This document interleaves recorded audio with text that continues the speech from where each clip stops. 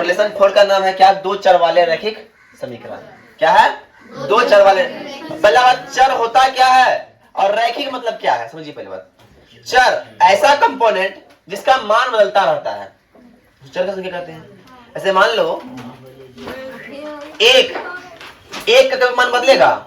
एक बराबर हमेशा एक होता है, 10 बराबर हमेशा 10 होता है। इसका मतलब इनके मान कभी बदलते नहीं है। लेकिन एक्स वाई का मान क्या होता है? बदलता है। कभी एक्स का मान 1 होता है, कभी 2 होता है, वाई का मान कभी 4 कभी 5 होता है कि नहीं? इसका मतलब क्या है? ये क्या है? चर संख्या है। ये क्या है? चर संख्या है। तो बात समझ में आई है कि दो चर वाले रैखिक समीकरण, और रैखिक समीकरण का पावर कितना होगा बताए थे? 1। जिसका पावर कितना हो? 1, वो क्या है? रैखिक। 2 द्विघात, 3 त्रिघात, तय है ना? चलिए अब आते हैं, ध्यान देखिएगा। ax plus B Y plus C बराबर 0, ये क्या हो गया? दो चर वाले रैखिक समीकरण।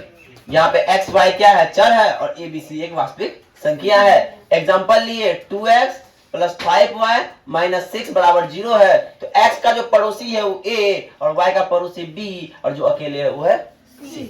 उदाहरण में बोल रहा है कि इसका a b c का मान ज्ञात कीजिए।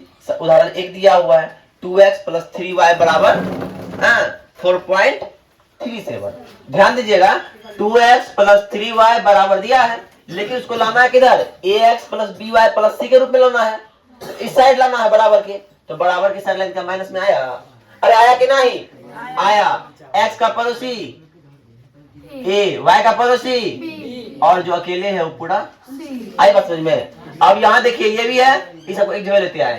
तुम्हारा मन होगा a b c नहीं, x का पड़ोसी x के आगे कुछ है नहीं है, इसलिए x के बगल में कौन है? 1 है, x का पड़ोसी a।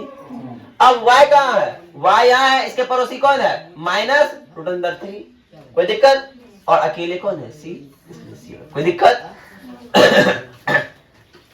4 बराबर ये हो गया, इसको इधर कर दीजिए, प्लस माइनस माइनस प्लस में आ गया। और x के बगल में कौन है? -5, y के बगल में कौन है? 3, और अकेले कौन है? कोई दिक्कत?